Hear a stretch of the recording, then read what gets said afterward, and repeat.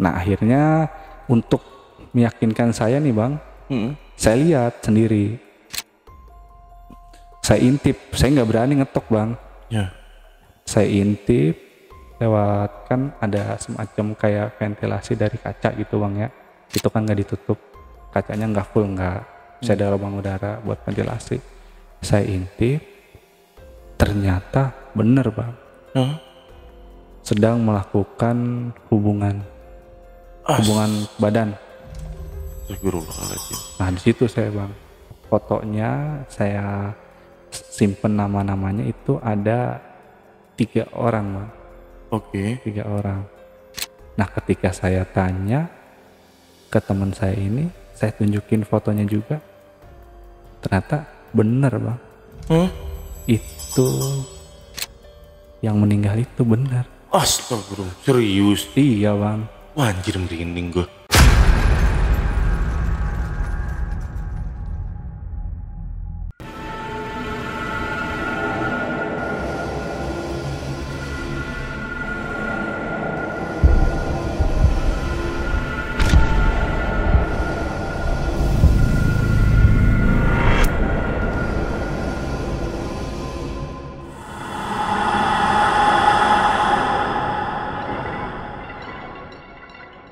Assalamualaikum warahmatullahi wabarakatuh. Kembali lagi bersama gua Andre dari tim Jejak Backpacker.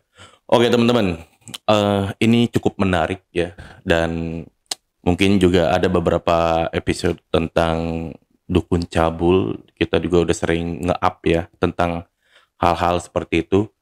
Kali ini kita kedatangan narasumber, yaitu dia salah satu asisten dukun cabul. Ini tadi sempat ngobrol-ngobrol di balik layar, gila nih, ngeri banget sih. Si dukunnya ini, dia mengobati salah satu pasien dan itu sempat dimainin. Bahkan yang lebih parahnya, pasiennya ini dijadikan tumbal pesugihan. Nggak usah berlama-lama, kita langsung aja ke narasumbernya. Assalamualaikum. Waalaikumsalam warahmatullahi wabarakatuh. Ya, Bang Gufron. Iya. Ya. Bang Nih Andre. Bang Gufron jauh-jauh nih ya dari Jawa Tengah ya. Gila, ini sebatu kebanggaan kita sih, jauh-jauh dari Jawa Tengah ke Bekasi untuk menceritakan pengalamannya ya. Iya, betul Bang. Emang bener Bang, ada dukun cabul dan dia melakukan pesugihan. Nah, dan abang sendiri asistennya? Nah betul Bang, saya sendiri asistennya Bang. Iya. Boleh diceritain tuh kisi-kisi gimana tuh? Ya jadi saya ini Bang asisten pribadi si dukun ya Bang ya. Nah ternyata si dukun ini Bang melakukan pencabulan Bang. Aduh. Iya. Udah bukan itu aja Bang, udah melakukan pencabulan, ditambah lagi ternyata melakukan pesugihan juga, yang dimana korban-korban pesugihannya itu adalah pasien-pasiennya sendiri Bang, gitu. Astagfirullahaladzim. Ya teman, maaf ya narasumber ini Bang Gufron, kita tutupin identitasnya dikarenakan ngeri Bang ya. Iya. Karena kan ini ngebongkar lah, bisa dibilang ya. Iya, jadi kita ambil pelajarannya aja dari kisah ini ya. Iya.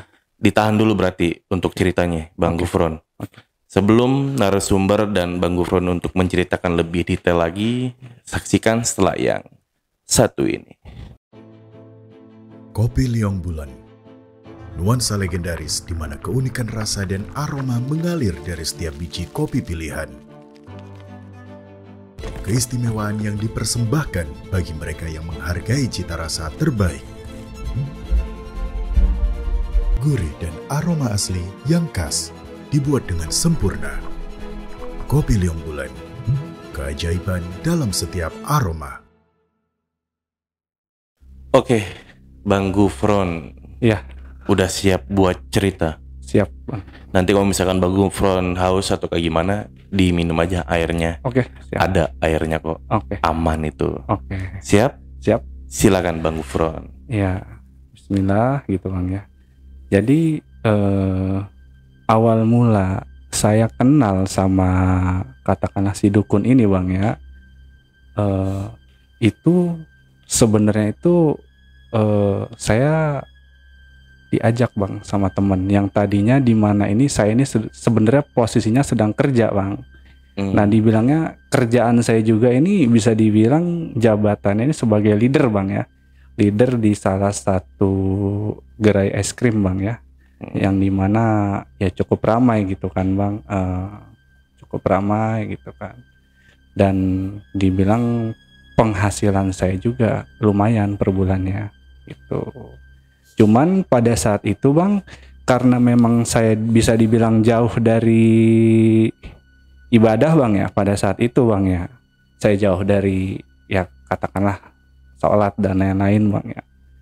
Nah dari situlah bang awal mula saya mengenal sosok si dukun ini gitu.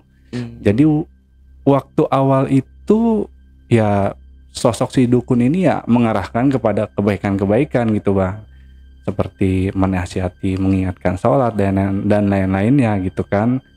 Jadi saya merasa oh oke juga nih gitu, merasa terpanggil lah bang hati saya untuk berubah, yang tadinya ya bisa dibilang saya ini jauh dari kata ibadah lah bang. Gitu lewat teman saya ini saya kenal lah si dukun ini bang ya. Ya dia ini mengajak gitu, awal mulanya mengajak saya untuk ya bersiasat gitu bang ya, mengajaknya ikut pengajian gitu kan awal mulanya, terus sampai lama-lama ngajak untuk ziarah gitu. Jadi saya ini merasa ya oke-oke aja gitu bang, nggak ada yang salah lah gitu kan. Untuk hal itu saya coba kan, namanya kita yang tadinya nggak mau beribadah terus kita dalam keadaan beribadah kan jadi lebih baik gitu kan, yang saya rasa tuh. Nah akhirnya di kerjaan ini bang, karena saya suka ikut kegiatan-kegiatan si dukun ini, akhirnya terganggu bang kerjaan saya. Nah lama kelamaan dapatlah saya teguran 1-2 kali dari atasan saya gitu kan, karena kinerja saya yang berkurang gitu ya. Tapi saya tetap bang berpikirnya gini pada saat itu, ya dunia itu hanya sementara gitu ya. Sedangkan si dukun ini mengarahkan saya untuk ke akhirat gitu bang. Jadi saya lebih semangat lagi untuk mengikuti kegiatan si dukun. Ditambah juga si dukun ini ketika saya bercerita gitu bang ya permasalahan saya di kerjaan, si dukun ini malah ngomong itu ke saya, kamu nggak usah takut gitu, kalau memang nanti kamu di sana dikeluarkan, saya di sini siap untuk mengangkat saya lah istilahnya bang, untuk jadi asistennya lah gitu. Oke, udah menjanjikan lah. Udah menjanjikan, artinya saya nggak usah perlu takut nih bang untuk saya lepas dari kerjaan yang di sana gitu, karena saya udah ditawarkan untuk menjadi asisten si dukun nih, dengan bayaran juga yang bisa dibilang nggak kecil lah bang gitu. Lumayan besar. Lumayan bang gitu. Jadi saya tertarik bang. Gitu. Saya berpikirnya ya udah deh kalau gitu saya fokus ke kegiatan-kegiatan yang dilakukan oleh si dukun bang. Karena saya beranggapan saya bisa ibadah juga, saya juga bisa dapat fee bang dari situ. Ya dapat kerjaan juga. Dapat kerjaan juga dari situ. Akhirnya di kerjaan ini lambat bulan, karena saya udah nggak fokus nih bang, karena yang penjanjian si dukun tadi, akhirnya saya dikeluarkan lah bang dari pekerjaan ini. Nah setelah dikeluarkan ya saya makin giat bang untuk mengikuti jejak-jejak si dukun inilah katakanlah ya, gitu. Lebih fokus lah. Lebih gitu. fokus bang, gitu. Dari mulai ya awalnya itu awal saya gabung itu saya disuruh melakukan pembersihan diri bang, yang dimana kata si dukunnya itu saya ini karena tadinya males ibadah gitu kan, katanya banyak yang hawa-hawa nggak bagus lah bang nempel di saya kata dia gitu. Akhirnya saya untuk membersihkan diri itu saya melakukan ritual bang sama si dukun ini. Ya saya nggak curiga dong karena awalnya baik-baik aja, nggak ada masalah gitu kan. Nah pada saat itu ritual itu saya disuruh menyiapkan jeruk purut, garam kasar, sama daun kelor waktu itu. Ya saya waktu itu masih berpikir oh ini mungkin oke lah gitu kan, karena awalnya saya malas untuk beribadah gitu kan, mungkin banyak kegiatan-kegiatan yang saya lakukan buruk gitu kan.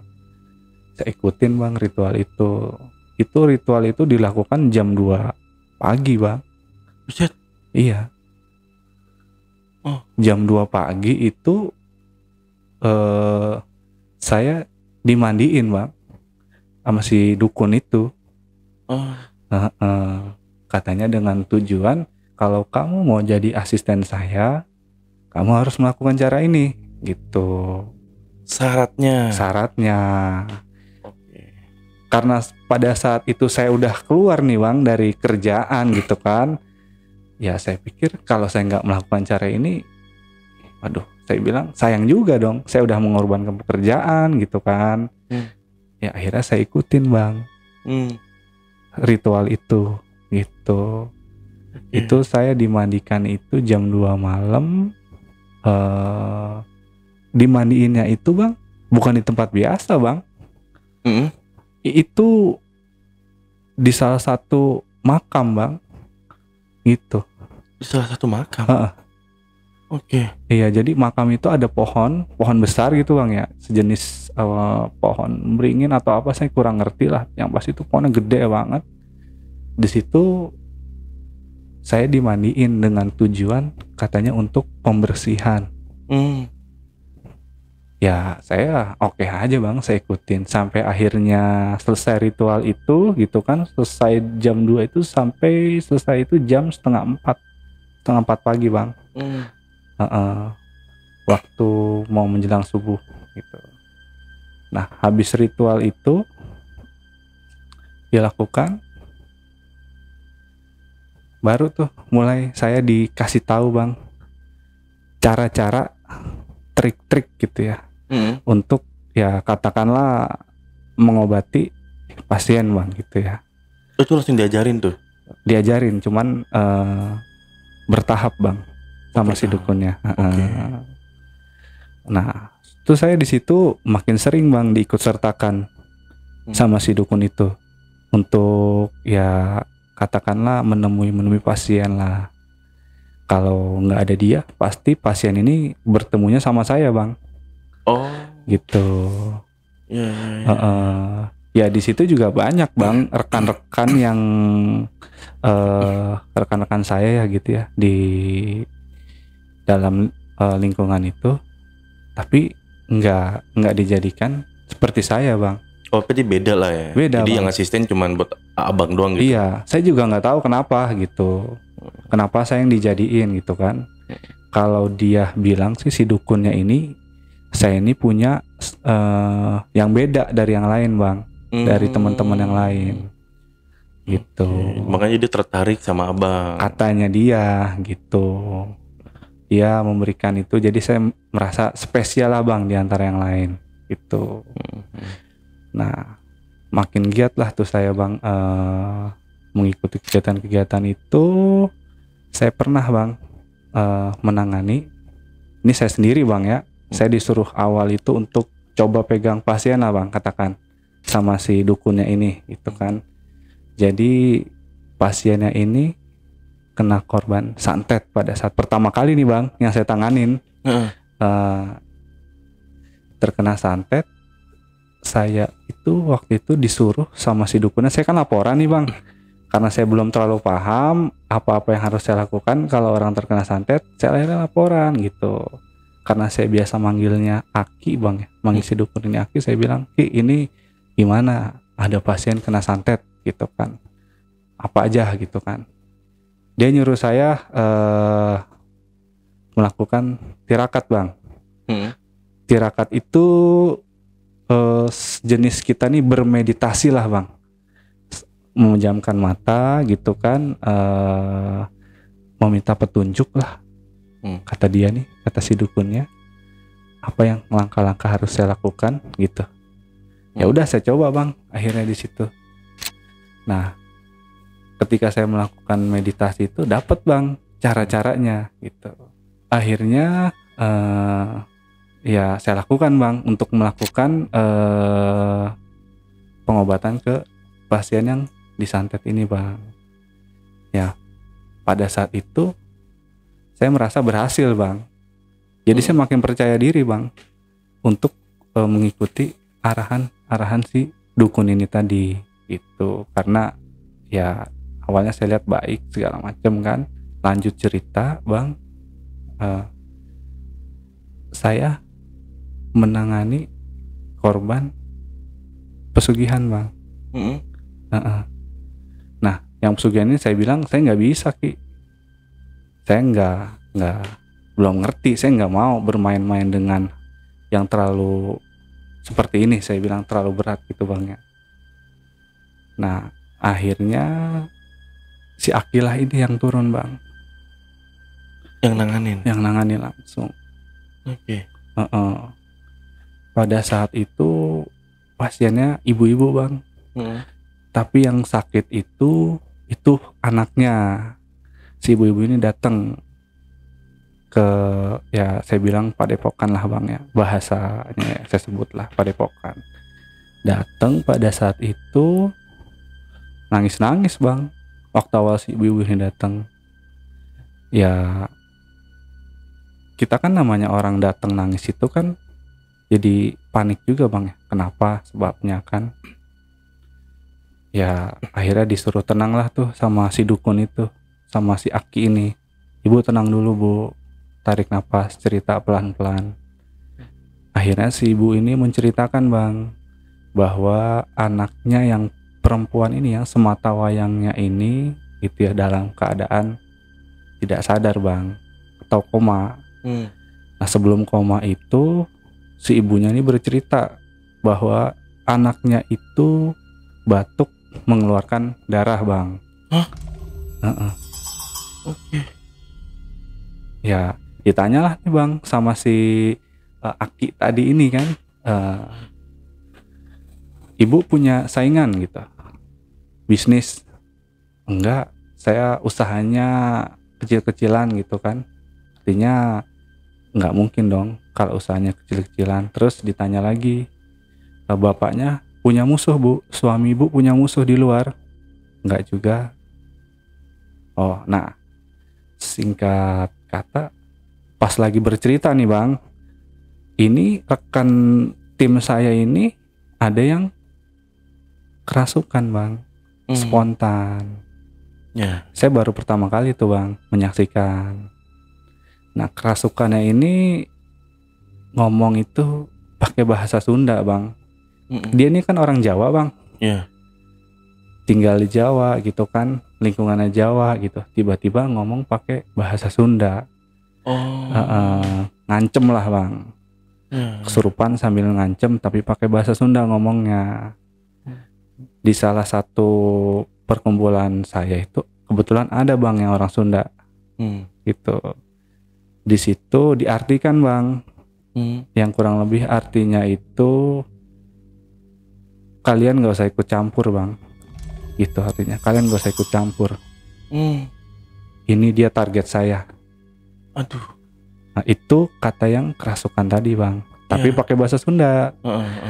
Karena saya bukan orang Sunda, saya juga nggak ngerti lah, cuman di Indonesiain seperti itulah gitu. Nah, singkat cerita nih Bang, si Aki ini tadi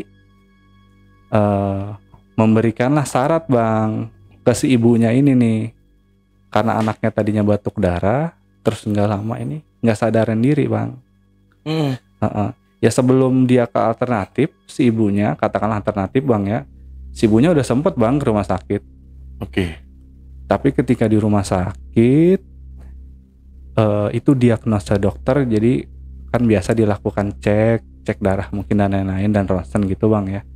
Itu diagnosa dokter semuanya sehat Bang, badannya itu semuanya sehat. Normal lah. Normal gitu ya. Bang. Oke. Nah akhirnya si ibu ini datang lah ke alternatif. Dan itu juga datang ke tempat saya itu Bang, itu udah yang ketiga kali dia Bang. Datang ketiga kali. Iya. Jadi sebelum-sebelumnya dia udah pernah datang. Jawabannya sama. Ini udah berat kasusnya Bu gitu. Ibu pindah aja ke tempat lain gitu, kata yang sebelum-sebelumnya. Nah akhirnya datanglah ke tempat saya dengan cerita tadi kan, dengan tim saya juga ada yang kerasukan. Akhirnya di setelah keluar itu Bang, yang kerasukan keluar gitu, ini katakanlah si dukun ini atau guru saya atau si Aki ini Bang ya, dia memberikan syarat kepada si ibu gitu. Bu, malam ini ibu beli air kelapa hijau gitu Bang syarat. Oke. Air kelapa hijau. Nah akhirnya si ibu ini nyari lah Bang air kelapa hijau. Nah ketika si ibu ini nyari gitu Bang ya, itu seketika Bang si ibu keluar, itu yang tadinya enggak ada bau bangke Bang, bau bangke gitu kan, bau ya Bang, itu tiba-tiba ada Bang. Hah? Iya. Di ruangan itu? Iya. Padahal tadi nggak ada. Tadi ya nggak ada bau sama sekali.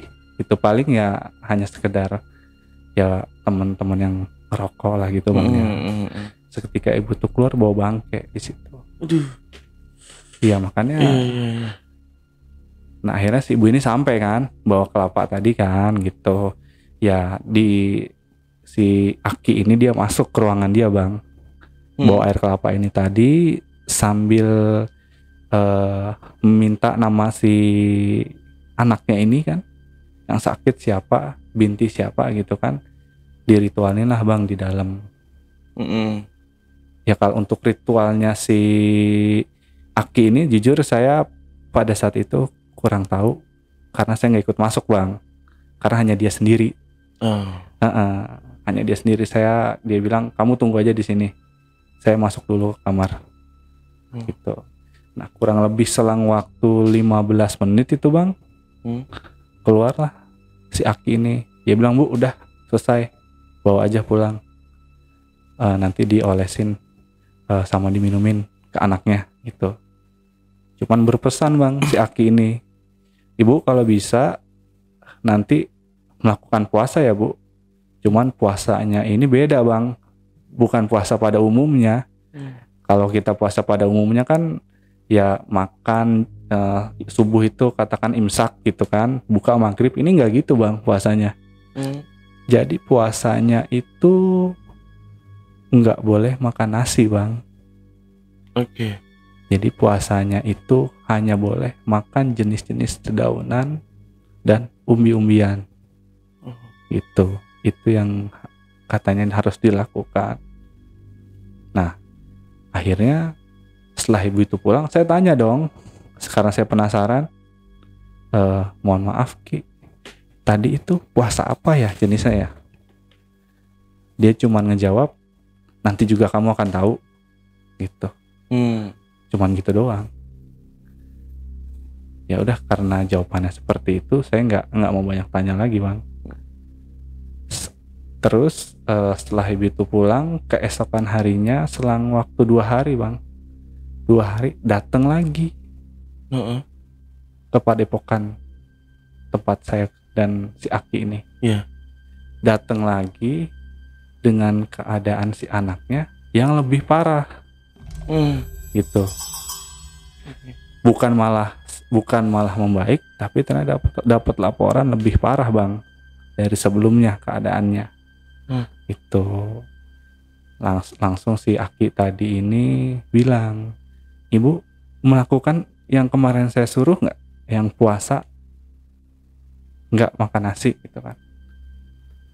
Ya mungkin namanya orang awam bang ya, puasa nggak makan nasi gitu kan, itu kan nggak biasa bang. Iya. Disuruh makan daun ubi-ubian, ya akhirnya nggak dijalankan bang. Dilanggar jadinya. Dilanggar. Oke. Nah langsung di situ guru saya bilang, ya itu Bu, karena ibu langgar, akhirnya anak ibu makin parah keadaannya. Itu. Nah akhirnya hari itu juga, waktu itu hari Sabtu ya bang. Hari Sabtu si ibu itu datang siang, kita malamnya disuruh ke rumah si ibu itu. Saya, si Aki dan kawan-kawan itu disuruh datang ke rumah ibunya ini tadi. Ya. Tuh. Untuk mengecek langsung keadaan si anaknya ibu ini. Itu bang. Pas sampai sana bang, pas sampai rumahnya,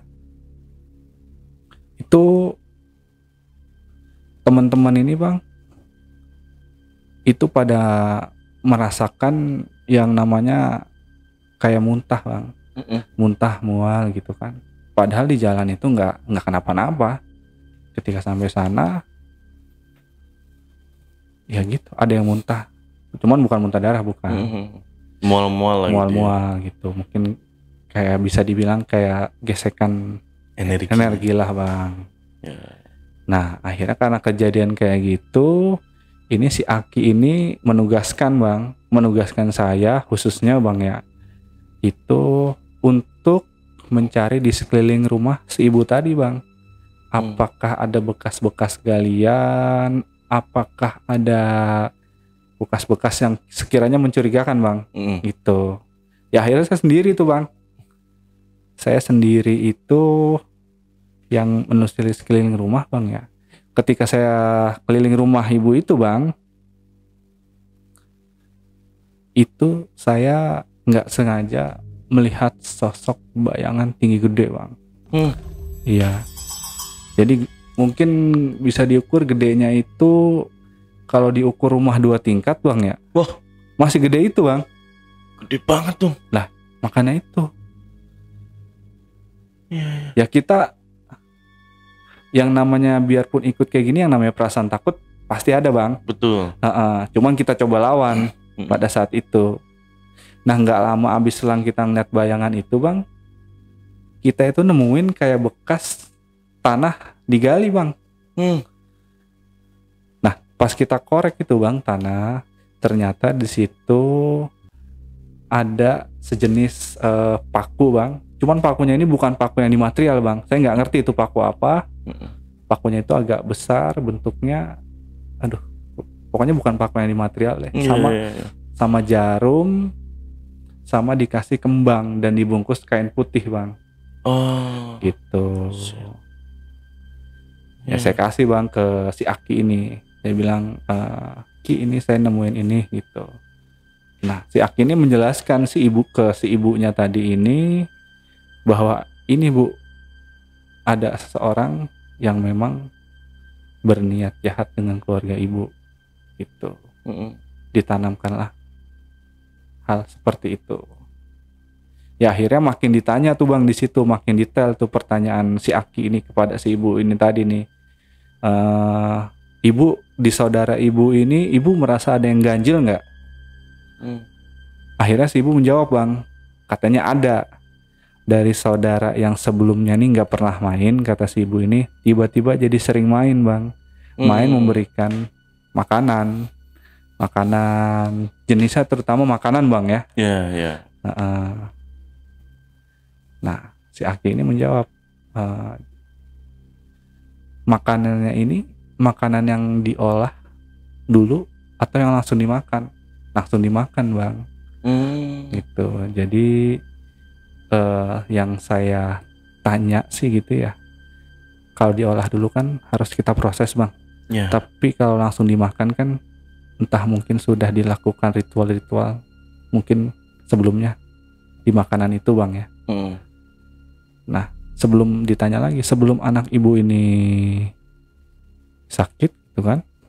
Awal mulanya seperti apa. Nah sebelum dikasih makanan ini tadi bang, itu belum kenapa-napa. Ya. Pas udah dikasih makanan oleh saudaranya ini mulai tuh bang, si anaknya, si ibu ini, bukan si ibunya bang, si anaknya, terus jatuh sakit bang.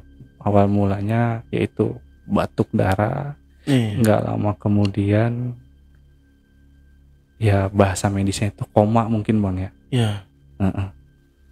Sebenarnya mungkin kalau bahasa spiritualnya itu mungkin bisa dibilang sukmanya itu sedang diambil bang.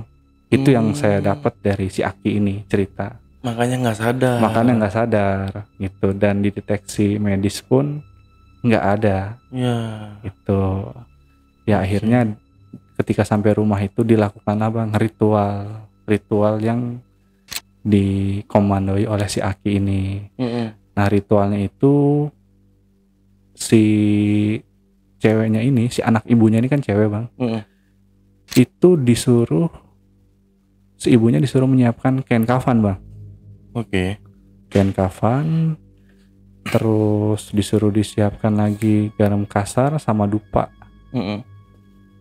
Akhirnya disiapkan kan sama si ibu itu. Nah si anaknya ini terus dibuntel bang, layaknya kayak orang meninggal bang. Oke. Nah di situ saya sempat ini juga bang ya, bertentangan juga bang antara pemikiran saya gitu ya. Oh sampai begini gitu kan. Cuman saya nggak berani ngebantah bang pada saat itu. Saya ikutin aja. Oke. Terus?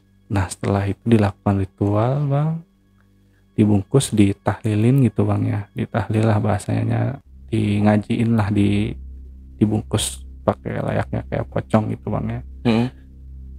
Nah setelah itu memang anak itu sadar bang.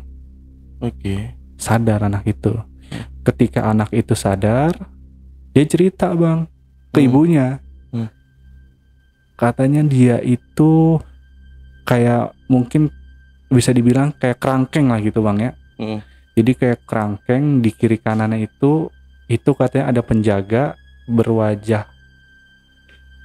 babi sama berbadan ular bang. Gitu. Dia teriak-teriak minta dikeluarin tapi nggak bisa bang. Itu. Nah di situ cerita ke si ibunya sambil nangis gitu kan. Dia tanya emang salah aku apa gitu, sampai aku kok kayak gini gitu, kata si anaknya ibunya ini tadi nih. Ya si ibunya juga kan nangis bang akhirnya bang, karena dengar cerita si anaknya seperti itu kan. Nah singkat cerita udah sadar gitu kan, ritual selesai, kita balik. Nah, si ibunya bang besoknya lagi itu datang tapi nggak sama si anaknya, sendiri. Ya cerita dia mimpi juga, dia mimpi bang bahwa anaknya ini sudah ditargetkan jadi tumbal pesugihan bang. Sudah ditargetkan ini, tinggal nunggu aja bang. Itu. Oke. Nah di situ saya sempat kaget juga bang. Oh ternyata seperti ini dalam dunia bisa dibilang dunia spiritual lah bang ya. Nah keesokan harinya gitu bang, ketemulah tuh bang. Saya kan disuruh berkunjung lagi sama teman-teman, sama guru saya doang ya, si Aki ini tadi berdua. Saya berkunjung ke rumah si ibu ini, ketemulah sama si saudaranya yang suka ngasih makanan ini bang. Ketika ketemu gitu kan, pas sudah pulang si saudara si ibu ini, saya bilang, si Aki ini bilang gitu sama si ibunya, bu nggak usah dimakan bu makanannya, diterima aja, jangan dikasih orang bu, buang aja. Ya karena mungkin makanannya ini sudah ada mantranya mungkin bang. Gitu. Nah akhirnya dari situ saya melihat gitu bang ya, guru si Aki ini gitu kan begitu semangat bang. Saya makin kagum bang. Wah begitu semangat ngebantu orang gitu kan, nggak kenal waktu itu. Akhirnya yang ini terselamatkan nih bang. Oh yang si cewek ini nih. Iya, tapi ada juga yang tidak terselamatkan bang. Oke. Nah itu yang tidak terselamatkan itu, kalau kata rekan-rekan saya ini kan cerita gitu bang ya, itu ada 2 orang bang yang tidak terselamatkan nih. Ya yang tadi ini udah selamat nih bang, udah selesai nih gitu kan. Nah teman saya cerita dulu juga pernah ada yang ini tapi tidak terselamatkan alias meninggal bang. Ini ya kita tanya kenapa, penyebabnya gitu. Ada yang ya kalau kata teman saya ini, karena saya belum gabung pada saat itu, katanya ada yang pesugihan jadi tumbal dan ada yang kena santet katanya. Nah info itu dia dapat dari si Aki ini. Karena si Aki ini ngomongnya begitu ketika ditanya oleh katakanlah murid lah bang. Lah akhirnya kan kita semakin penasaran tuh bang. Gitu. Kita coba bang buat, saya tanya sendiri nih ke si Aki gitu kan. Jawabannya sama bang. Ke yang murid tadi gitu. Itu mah emang udah jatahnya, dia bilang, guru si Aki ini bilang udah jatahnya jadi tumbal gitu. Nggak bisa diselamatkan jadinya. Nah lanjut cerita bang. Ini yang tidak diselamatkan ini bang, saya kan semakin bertanya-tanya nih bang gitu, karena ada beberapa ruangan yang ketika saya masuk itu katanya hanya dia aja, hanya si Aki ini aja yang boleh masuk. Padahal saya sendiri itu kan katanya dia saya asistennya, ketika dia nggak ada saya yang gantiin. Nah dari situ saya nggak ada kecurigaan bang, jujur saya masih beranggapan wah dia ini orang baik bang, nggak ada masalah apa-apalah gitu kan. Dari situ selang waktu kurang lebih beberapa 3 bulan bang, 3 bulan 4 bulan gitu kan. Nah di 4 bulan ini saya dapat laporan bang. Di 3-4 bulan ini saya dapat laporan dari bekas pasien bang. Dia cerita ke saya. Karena pada saat itu nggak ada, karena saya kan orangnya kan dengan pasien ini kan berbaur bang. Nah akhirnya dia cerita dengan saya, tapi ceritanya itu di luar bang, ngajak saya ketemu. Dia bilang ke saya gitu, katanya si Aki ini melakukan pelecehan terhadap dia bang. Si cewek ini cerita. Saya tanya kapan, waktu itu masnya lagi nggak ada, sayanya lagi nggak di situ bang. Ya saya nggak langsung percaya bang ketika si pasien ini cerita lapor, saya nggak langsung percaya. Saya ikutin gitu kan si Aki ini gitu kan. Nah tibalah bang, saya nggak sengaja pada saat itu gitu ya, saya lewat mau ke kamar mandi ceritanya bang. Karena kan kamar mandi bawah ini kan penuh bang, sedang ya dipakai. Saya naik ke atas gitu kan. Nah kamar mandi atas ini kan nggak jauh bang dari ruang khusus pribadinya si Aki ini. Nggak jauh ya dari ruang pribadinya si Aki ini. Saya nggak sengaja bang itu ngedenger suara bang. Iya, suara orang sedang bersetubuh bang. Ya saya di situ pikiran saya, masa orang awalnya baik-baik aja kan, ngajak saya kepada kebaikan nih bang, masa melakukan hal itu sih gitu. Nah akhirnya untuk meyakinkan saya nih bang, saya lihat sendiri, saya intip, saya nggak berani ngetok bang. Saya intip lewat, kan ada semacam kayak ventilasi dari kaca gitu bang ya, itu kan nggak ditutup, kacanya nggak full, nggak bisa ada lubang udara buat ventilasi. Saya intip, ternyata bener bang, sedang melakukan hubungan badan. Astagfirullahaladzim. Nah di situ saya bang, di situ saya mulai udah nggak ini lagi bang, udah mulai mulai sedikit bisa dibilang kecewa lah bang. Kok begini gitu kan? Saya belum berani nanya bang. Iya. Besoknya saya belum berani nanya. Saya coba terus untuk ngikutin lagi bang. Saya pura-pura nggak tahu lah intinya. Iya. Saya pura-pura nggak terjadi apa-apa. Padahal itu saya tahu. Jadi ketika kejadian itu saya mulai memantau bang jatuhnya ya. Bukan saya salut lagi, tapi saya memantau. Gitu. Dan saya juga beranggapan nih yang korban meninggal ini, yang kata rekan saya ini kan ada korban meninggal dan jadi tumbal pesugihan gitu ya. Saya cari tahu bang. Ya. Apa benar itu tumbalnya itu dilakukan oleh pihak lain atau jangan-jangan dilakukan oleh si Aki ini itu.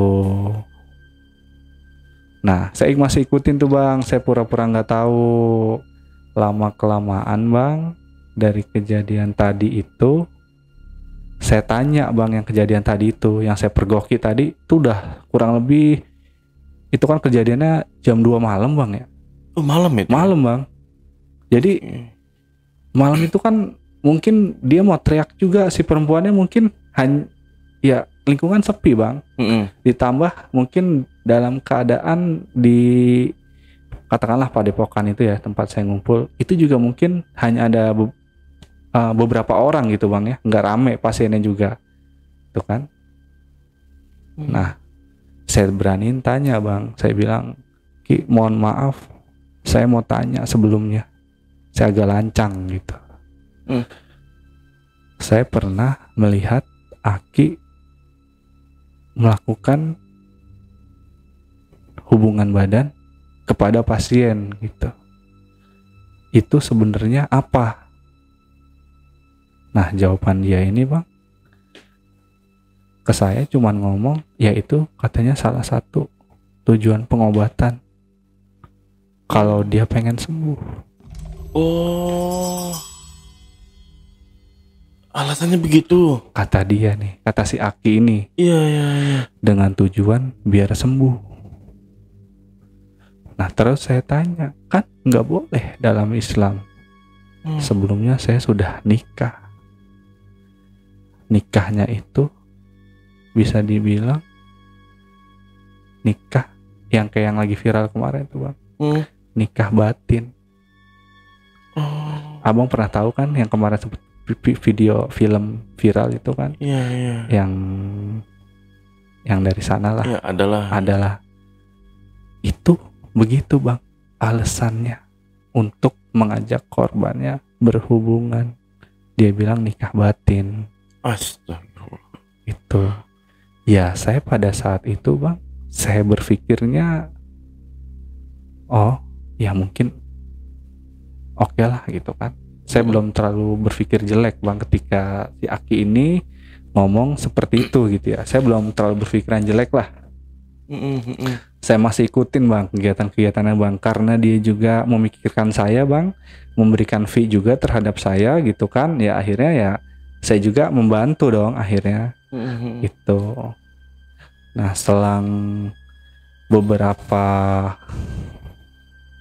bulan gitu bang ya, saya nggak sengaja itu bang, ini saya masuk bang ke ruangannya dia tadi gitu. Yang nggak boleh dimasukin? Nggak boleh. Saya masuk, saya penasaran bang. Saya masuk, itu si Akinya lagi nggak ada. Dan ruangannya pun nggak dikunci bang. Ketika saya masuk, itu di dalam ruangan itu bang memang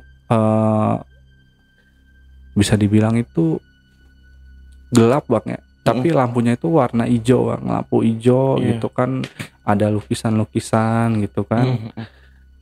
Nah saya nemuin bang itu kotak, di situ tuh ada foto. Hah? Foto bang. Iya. Foto sama nama-nama pasien Oh, disimpan. ditaruh di situ. Iya. Ya saya pada saat itu nggak mau bang langsung ambil kesimpulan, nggak. Saya tanya bang ke teman saya nih yang bisa dibilang lebih lama lah dari saya, tapi dia nggak jadi asisten bang ya.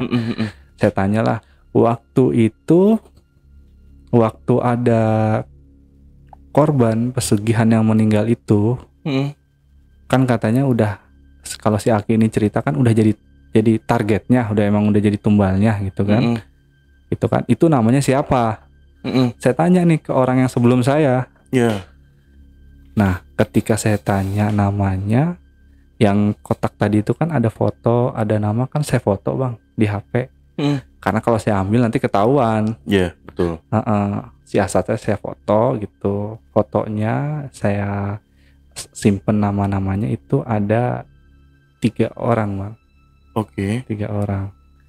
Nah, ketika saya tanya ke teman saya ini, saya tunjukin fotonya juga, ternyata bener bang. Itu yang meninggal itu bener. Astagfirullah, serius? Iya bang. Wah, anjir, merinding gue. Makanya kita juga nggak habis pikir bang di situ bang. Si Aki ini ngomongnya ke kita ini, dia meninggal itu memang karena ulah dari pihak lain. Iya. Tumbal dari orang lain. Nah, ternyata setelah kita cari tahu bang ya, karena saya penasaran bang, saya nggak pengen orang itu menjas orang tanpa bukti. Betul. Akhirnya waktu itu siang hari bang, saya ngeceknya dia lagi keluar. Saya cek, saya masuk, saya foto, saya tanya, ternyata akur.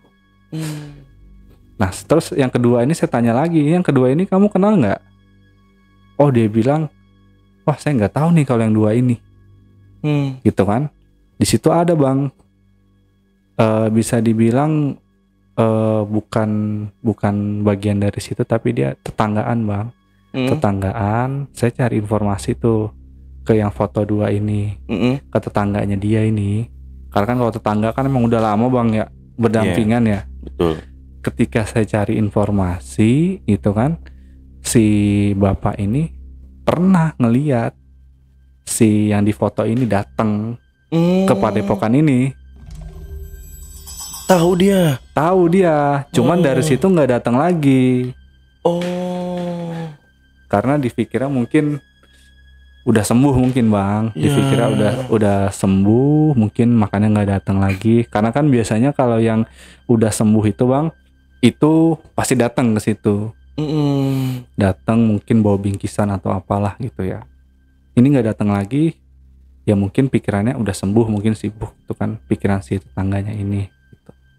Nah, kalau saya bang punya pemikiran itu bukannya sembuh bang, tapi dijadikan tumbal pesugihan. Astagfirullah, anjir, merinding banget ya. Setega itu loh. Iya bang, karena yang saya cari tahu tuh, yang saya kenal itu yang saya tanya ke sebelum saya, itu dia katanya meninggal karena pesugihan tumbal, tapi dilakukan oleh orang lain, bukan si Aki ini. Tapi kenapa di dalam ruangan si Aki ini itu ada foto, ada nama dia, kenapa ada? Dan kotak, di dalam kotak itu harusnya kan nggak usah kayak gitu. Kalau emang nggak ada apa-apa itu, ya kita makin yakin bang dari situ. Ya soalnya gini juga bang, si Aki ini kan memberikan fee ke saya bang ya. Itu bukan kecil bang, gede itu di atas UMR bang. Ya sekarang kalau kita pikir bang ya jam kerjanya bebas kan, tapi kita dapat fee di atas UMR, siapa sih yang nggak tertarik bang? Betul. Iya, apalagi dengan kesan membantu orang, mengobati orang, pasti kan ada nilai kebaikannya juga di situ. Ya. Pasti orang akan tertarik, dapat fee, dapat kebaikan, bisa ibadah gitu. Jadi ya abang udah berpikir bahwa itulah dijadikan tumbal pesugihan. Iya. Ya karena dia ini, si Aki ini bisa dibilang itu hartanya banyak bang. Banyak. Ternyata pas saya cari tahu itu kan, yang saya tahu kan hanya rumah pribadi, rumah untuk melakukan penerimaan pasien. Yang saya tahu kan cuman itu, sama kendaraan roda 4 dan roda 2 gitu kan. Jadi saya berpikirnya ini wajar lah kalau masih segitu sih gitu kan. Dia nggak pernah. Nah setelah saya cari tahu bang, ternyata dia ini bukan punya rumah bukan cuman itu aja, ada lagi. Gitu. Oke. Dan istrinya pun ternyata bukan cuman satu bang, ada lagi simpenannya bang. Wah gila. Iya, jadi saya pikir wah, ya mungkin kalau istri oke lah gitu kan, karena itu hak dia lah. Kalau kayak harta itu hak dia. Cuman yang saya masih nggak nalar di otak saya ini bang, dia ini kan kerjanya ini kan hanya sebatas ini bang ya. Tapi hartanya itu begitu banyak gitu bang. Kok bisa gitu? Kok bisa gitu bang? Sedangkan katakanlah PNS saja mungkin bang ya, mungkin bisa dibilang ya butuh berapa tahun lah. Iya. Ini cukup dia, lama lah. Cukup gitu. lama lah, kecuali kalau kita mungkin korupsi mungkin beda lagi. Kalau ini enggak, dia banyak ternyata. Pantas dia nggaji kita itu bang, ngasih bayaran untuk kita itu lumayan besar bang. Nah di situ mulailah bang saya kasih Aki ini gitu bang ya. Saya udah mulai kurang yakin bang dengan gelagat-gelagat dia ini. Ya karena dia, ya kalau saya bilang dia memanfaatkan saya bang, salah satunya untuk menjadi kaki tangan dia nih. Oke. Gitu. Nah saya di situ mulai males datang kegiatan-kegiatan si Aki ini. Karena saya jujur bang, takutnya saya jadikan kaki tangan ada tujuan tertentu di balik itu. Saya takutnya di situ. Ya. Takutnya, yang saya takutkan saya dijadikan tumbal pesugihan tadi.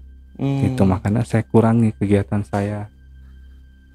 Cuman sekali saya pernah bang, saya datang gitu ya, karena udah lama nggak datang kan, takutnya dicurigain kan, ada apa gitu kan. Saya datang, dia nggak ada lagi bang. Saya masuk ke ruangan khususnya tadi nih. Saya masih penasaran kan, bertanya-tanya bang, masih beradu nih logika. Bener dia apa bukan sih? Dia kan udah baik sama saya. Masa sih dia kayak gitu kan? Nah pas saya datang sekali lagi, yang pertama saya udah ngegapin dia bang, bahasanya nih. Ya, yang dia berhubungan itu. Ya, saya udah gapin. Tapi alasan dia katanya nikah batin kan. Oke. Untuk tujuan penyembuhan si pasien. Betul. Oke lah, saya bilang nggak terlalu bertentangan nih pikiran saya. Yang kedua, saya masuk diam-diam. Saya lihat ada nama-nama tadi. Saya tanya ke teman saya ini, sesuai bang, foto dan namanya itu sesuai. Dan saya tanya ke tetangganya pun, yang 2 tadi itu, ya pikiran tetangganya itu mungkin udah sembuh gitu. Nah saya datang kali ini itu, saya ngecek apa benar dia melakukan yang pesugihan ini tadi bang. Gitu kan. Nah kita di situ nemuin 1 lemari bang. Jadi itu kemarin kan saya belum berani buka lemari, cuman ada kotak tuh di depan, lupa dia itu ada lemari bang di samping dia. Pas saya buka di situ bang, ternyata foto-foto tadi yang udah saya data lewat HP gitu kan. Di situ tuh ada catatan bacaan-bacaan dalam bahasa Jawa bang ya. Itu yang kurang lebih artinya itu jadi korban dia bang. Korban. Oke. Jadi tumbal dia lah. Ya dia tulis di situ. Di kertas itu. Iya di dalam lemari itu. Dan di situ bukan cuma ada foto doang bang. Di situ ada rambut di dalam lemari itu. Wah. Ya rambut. Ya. Ya saya berpikir mungkin rambut si korbannya ini bang. Jadi ada susunannya tuh bang lemari. Di situ foto si A gitu kan. Di situ barisan pertama saya lihat foto nama terus sama yang tulisan tadi gitu kan di belakangnya gitu kan. Terus ada rambut. Terus yang barisan kedua saya lihat ada foto gitu kan. Dan saya lihat di situ ada kuku bang. Ada kuku Bang. Wah anjir. Jadi disimpan di situ semua. Di situ semua. Oke. Gitu. Itu keadaannya itu bang. Pada saat kita lihat emang digembok bang. Tapi gemboknya itu gembok kecil. Akhirnya kan gembok kecilnya ini kan karena si akinya ini lagi pergi. Kita buka bang. Pakai obeng kan. Kalau mau bikin gembok kecil tuh kan ada jenis kayak bautnya gitu bang. Yeah. Kita buka. Kita untuk menegaskan rasa penasaran saya bang. Apa benar atau enggak. Ya sekarang untuk apa coba bang disimpan. Terus ada bacaan. Ada bacaan tulisan bahwa dia itu udah ditargetin sama si Aki ini bang ternyata. Bukan oleh orang lain. Wah anjir. Plot twist banget ya. Ya kita juga. Saya bang terkhususnya bang ya. Iya. Saya cuma bisa diem bang. Yang awalnya saya kira dia itu ngajakin saya baik gitu kan. Dari mulai kerjaan saya gitu kan saya tinggalkan. Dia ngajak saya untuk ya ke pengajian, ke tempat ziarah. Saya anggapnya itu ya baik-baik aja. Tapi ternyata pas saya semakin dalam mengikuti, ternyata seperti itu bang. Oke. Nah terus itu Bang Gufron keluarnya gimana tuh? Nah saya ketika keluar itu bang, saya merasa keluarga saya ini bang, anak istri saya ini, ketika saya ikut dalam katakanlah kegiatan si Aki ini bang ya, istri saya ini dan anak saya ini suka melihat bayangan-bayangan hitam besar bang di rumah. Oh jadi kayak udah mulai diganggu gitu? Mulai diganggu bang. Harusnya kan gini bang, harusnya kan nggak sampai ke situ bang. Yang saya takutkan ini bang, anak istri saya ini dijadikan target selanjutnya. Wah, jangan sampai sih, gila. Makanya beberapa kali emang bang si Aki ini bang ya, dia sempet gitu kan ngundang anak istri saya suruh hadir ya. Beberapa kali kan saya ajak gitu bang ke sana untuk mengenalkan lah. Nah sempet juga si Aki ini datang ke rumah saya bang. Ini istri saya ini baru cerita bang, baru berani cerita. Ketika saya itu udah jarang ke tempat si Aki bang. Si Aki ini pernah datang ke rumah saya gitu kan. Ketemu dengan istri saya itu posisinya tuh nggak ada saya bang.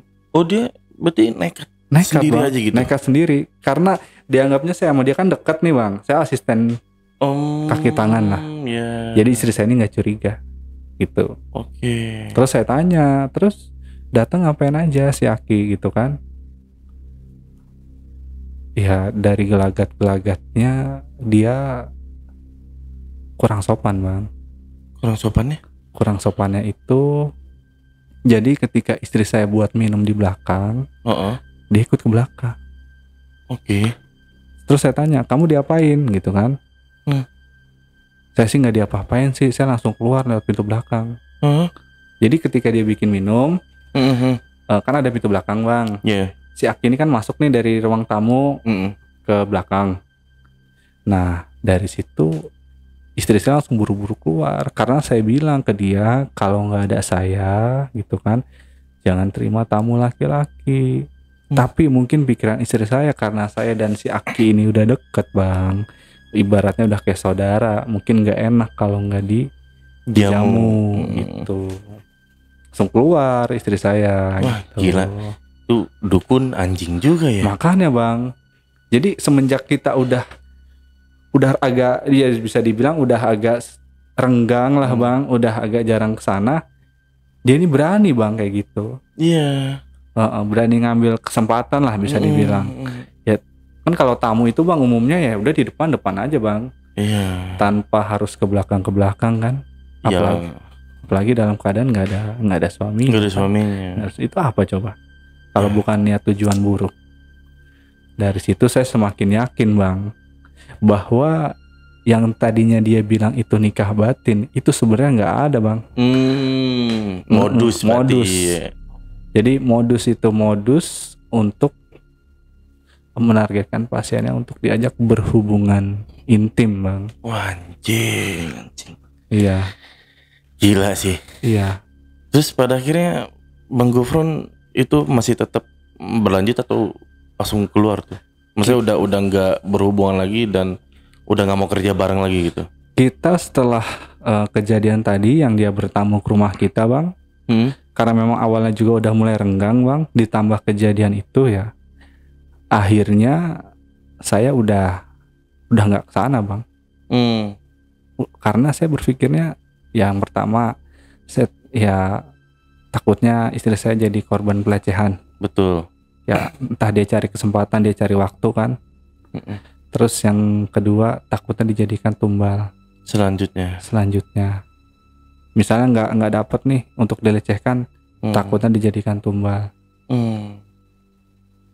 Akhirnya saya nggak lanjut bang.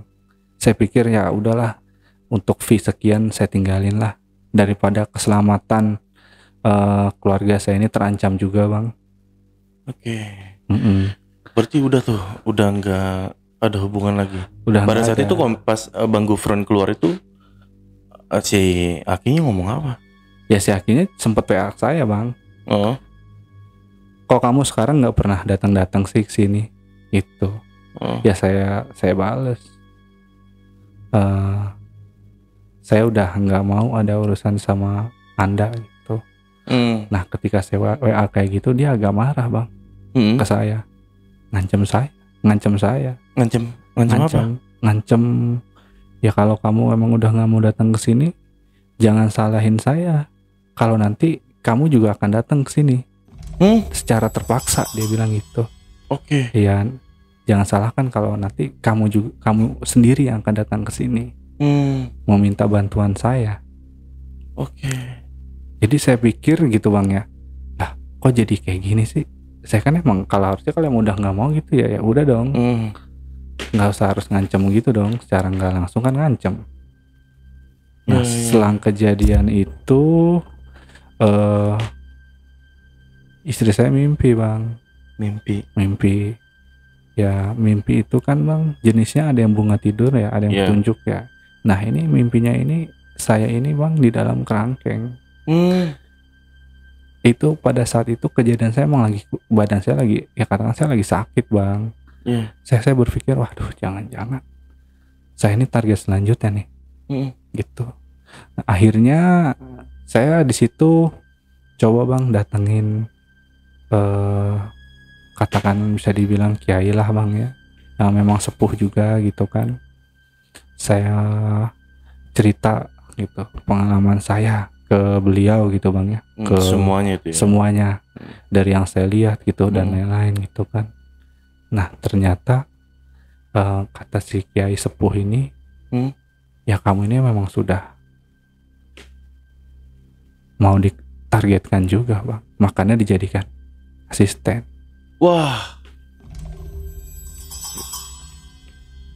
gila. Jadi dia ini bang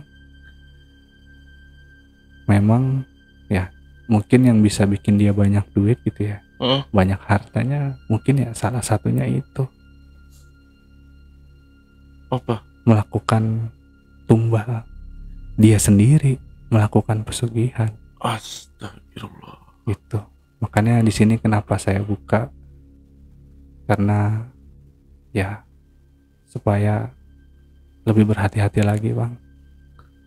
Jangan sampai seperti saya gitu. Jadi pada akhirnya abang itu diobatin sama si kiai itu. Iya, si kiai sepuh ini tadi. Dan ketika ngobatin itu dia nggak melakukan ritual-ritual seperti yang dilakukan oleh si Aki ini Bang. Beda nih. Beda.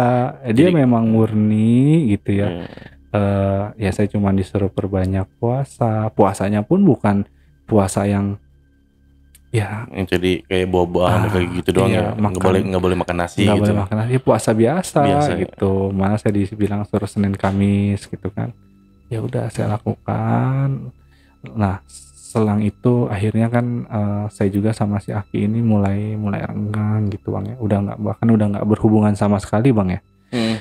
Saya fokus gitu Bang. Ternyata apa yang saya jalani selama ini itu mengancam keselamatan saya dan keluarga saya Bang. Gitu. Jadi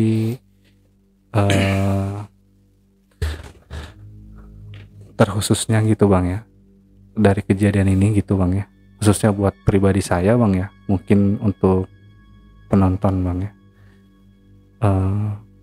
ketika memang melakukan jenis-jenis pengobatan, ya ini pesan Bang sedikit Bang ya, supaya tidak terjadi lagi Bang gitu, agar lebih berhati-hati lagi Bang.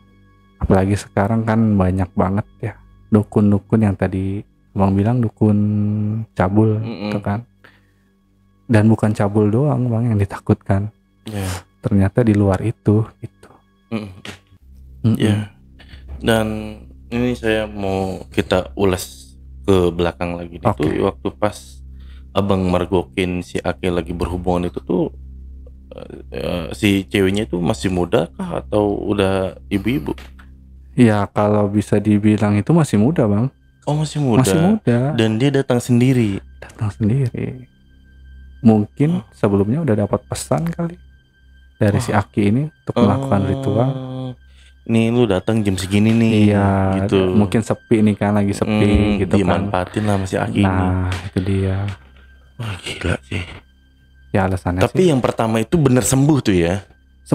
sembuh itu ya. Mungkin sembuhnya itu Bang bisa dibilang bukan karena si Aki ini mungkin gitu, tapi memang karena mungkin gagal lah mungkin. Karena usahanya dia sendiri mungkin kan. Dia memperbaiki ibadahnya mungkin kan gitu. Cuman terkesannya ini si Aki ini gitu. Yang bisa mengobati. Yang bisa gitu mengobati lah terkesannya. Ya karena gini Bang, masa kelakuan dia kayak gitu, dia mau nyembuhin orang, sembuhin aja dulu diri dia sendiri. Enggak logis sih. Enggak logis. Iya benar-benar. Dan untuk teman-teman juga ya di luar sana, sama sih saya juga pengen ngasih pesan lah ya, kayak kalau misalkan ya kayak alternatif kayak gitu tuh, kalau misalkan kalian udah curiga nih kayak wah ini kayaknya di luar konteks ajaran agama Islam nih, misal gitu ya. Udah mulai nggak bener nih, mending cabut deh, nggak usah diterusin. Dan untuk para wanita nih, ini kan pasti kan wanita ya, nih yang diincar nih, betul, iya kan? Betul. Untuk kalian yang di luar sana, ya diusahakan didampingin, entah itu suami, entah itu orang tua atau saudara. Kalau misalkan si dukunnya ini bilang, oh ini nggak boleh nih. Khusus misal gitu sama si pasien ini aja gitu, nggak boleh diganggu atau kayak gimana, cabut pulang. Betul. Serius itu tuh trik. Gue udah tahu. Biar nanti ketika tinggal berdua doang di kamar doang gitu ya kan, dikunci, si perempuan itu bisa ngapain? Kalau nggak diancem. Betul. Itulah, jadi smart dikit lah untuk teman-teman ya. Dari kita menghadirkan Abang Gufron ini sebagai ya mantan apa tadi? Mantan asisten ya, mantan asisten si dukun ini. Ya edukasi lah, kita ambil sisi baiknya dan ya ini udah dibongkar semuanya. Jadi Untuk apa kalian pergi ke dukun segala macam bla bla bla gitu ya, walaupun memang itu kepercayaan kalian masing-masing ya. Itu isi oke lah, balik lagi ke kepercayaan kalian. Yang pasti di sini Bang Gufron hanya ingin menceritakan dan ada sedikit edukasi lah ya. Saya juga ingin menambahkan sedikit Bang ya. Terkhususnya ini untuk orang-orang yang memang bergabung Bang ya dalam komunitas-komunitas seperti ini gitu Bang ya. Cobalah untuk lebih peka Bang. Ya. Wajib sih itu. Wajib. Seenggaknya kita ada rasa skeptisnya lah dikit ya. Jadi kalau misalkan ada yang mungkin udah nggak bener nih, kita masih bisa pakai logika gitu Bang. Gitu. Dan terkhusus untuk para wanita saya tambahin sedikit Bang ya. Ya itu kan tadi benar pesan Bang Andre gitu ya. Kalau memang sudah nggak ada pendamping diajak jangan mau, itu betul Bang. Terus yang kedua gitu ya, jangan pernah takut Bang. Ketika gitu ya, kadang-kadang si dukun ini dia melakukan pengancaman itu secara halus Bang. Halusnya ini dia bilang kalau kamu nggak kayak gini kamu nggak akan sembuh. Gitu. Kamu mau begitu terus emang sama penyakit kamu. Jadi mau nggak mau si cewek ini tuh mau. Jadi biar sembuh gitu. Biar sembuh tujuannya. Nah itu salah satunya yang harus ditekankan gitu Bang ya. I see. Paham. Oke. Nah bentukan si dukunnya tuh udah tua apa gimana sih Bang? Iya kalau dibilang udah tua itu usianya itu sekitar 50 ke atas lah Bang, 55 Bang. Jadi belum terlalu tua lah ya. Masih seger lah. Masih gitu seger lah gitu. Jadi ya mau tua mau muda gitu Bang ya, harus tetap berhati-hati Bang ya. Ya misalnya saya pengen tahu aja nih gambaran mukanya tuh gimana gitu. Betul. Umur 55. Kurang lebih lah gitu ya. Kurang lebih segitu. Ya. Mungkin itu aja ya Bang. Mungkin ada yang ketinggalan atau pesan-pesan ke teman-teman tadi udah ya? Udah. Ya silakan. Untuk pesan-pesan ya, untuk saat ini gitu ya, kalian nggak usah datang ke sana ke sini gitu ya untuk bisa ini dan itu gitu ya. Karena seperti saya nih ternyata dimanfaatkan oleh oknum-oknum. Kalau kalian memang ingin beribadah, ya beribadah aja, perbaiki tanpa harus kalian mengikuti jejak-jejak yang tadi saya alami gitu. Jadi ya kalau ziarah oke, sholat oke gitu kan. Puasa ya selama puasa itu nggak aneh Bang ya. Puasa dalam Islam ya silahkan, nggak masalah gitu kan. Tapi kalau di luar itu lebih baik jauhin deh gitu. Khususnya buat keselamatan kalian, keselamatan keluarga gitu. Terus perempuan coba lebih berpikir kritis lagi aja sih Bang. Ya.